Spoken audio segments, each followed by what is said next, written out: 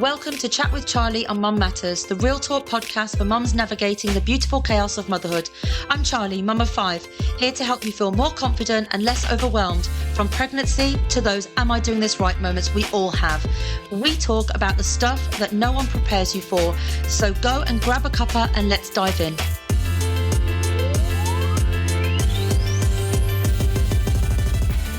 Hello lovely, and welcome back to Chat with Charlie on Mum Matters.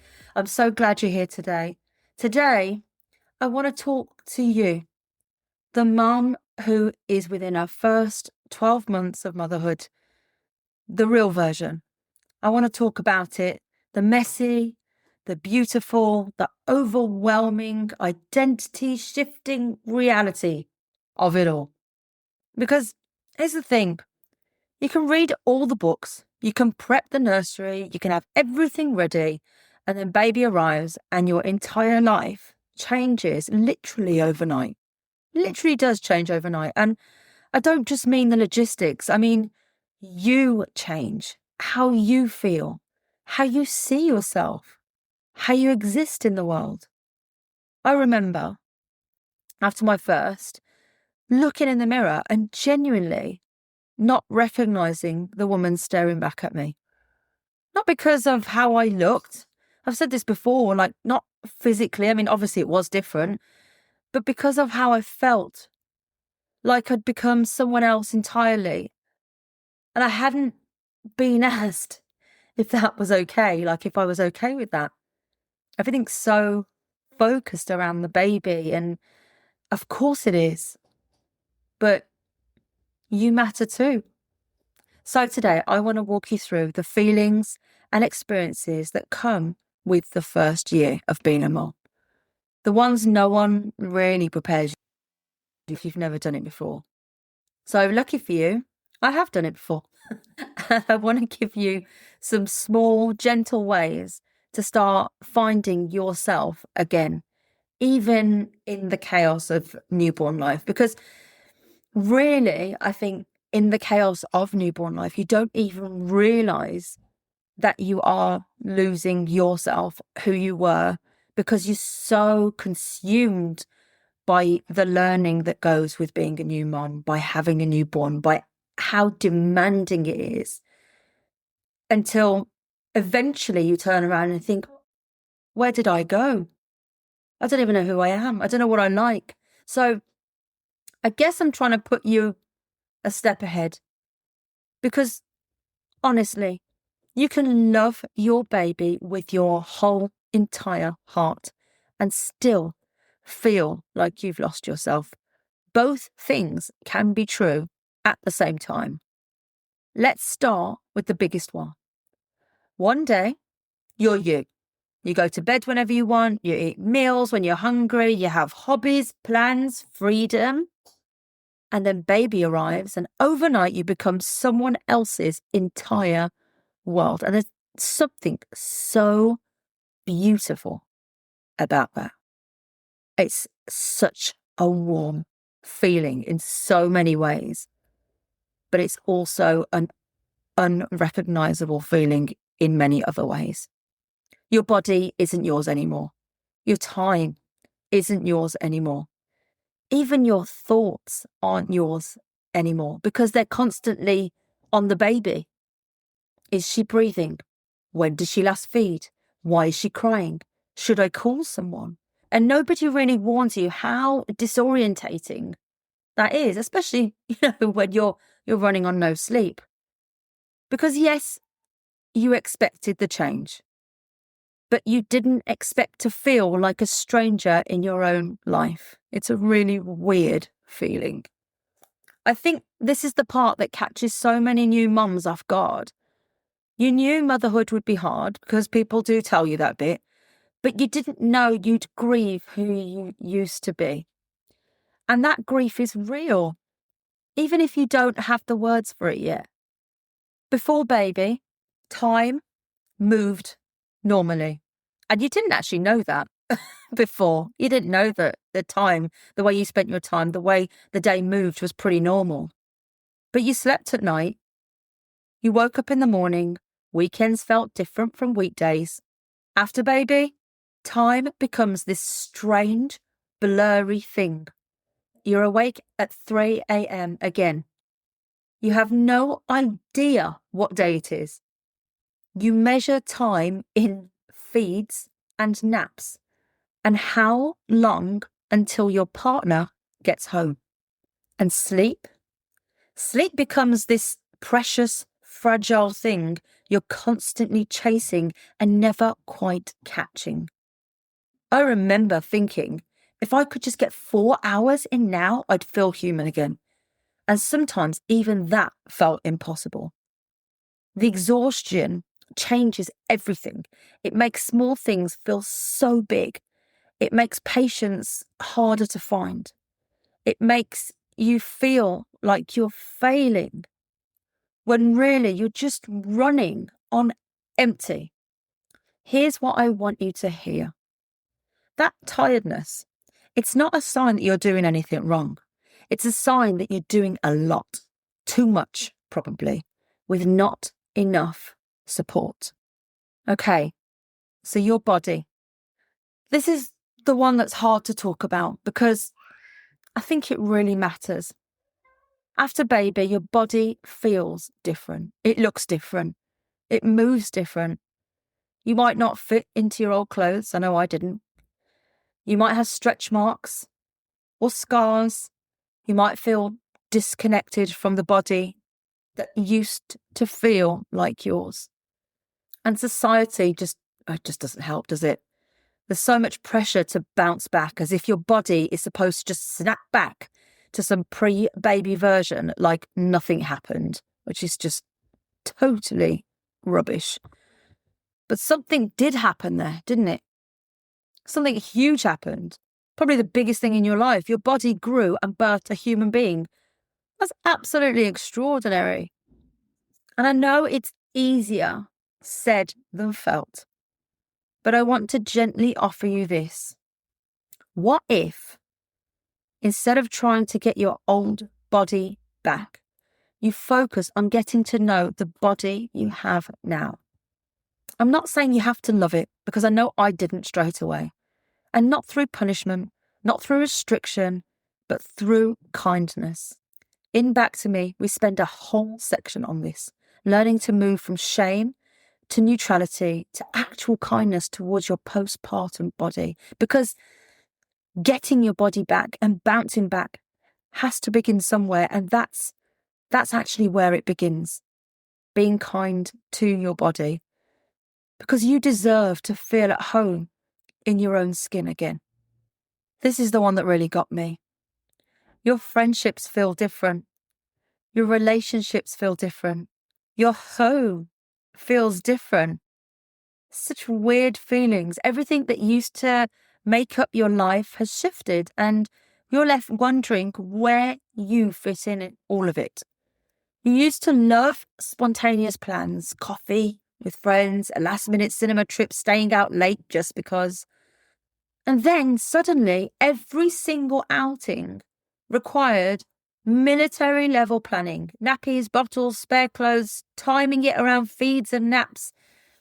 I've definitely done an episode on getting out the house before, so if you are struggling with that, then please go back and listen to that one. It does massively change everything. And sometimes it just, to me, felt easier to just stay home, to cancel, to say no. And slowly, without realising it, my world got smaller and smaller. And if that's you right now, I want you to know that you are not on your own here. And it won't always feel this hard to leave the house, especially if you listen to that other episode. It's a lot of what I realise and how I learned to get out the house without feeling stressed out. So it's definitely worth a listen. But here's another one that nobody prepares you for. Your entire day becomes structured around someone else's needs. When they sleep, when they eat, when they're happy or fussy or overtired, you stop thinking in terms of, what do I want to do today? And start thinking in terms of, what does baby need? Which is natural. That's what mums do. It's mother instinct. And it's so beautiful in a way. that fierce love and devotion. But it can also be really exhausting, because where do you fit in that schedule?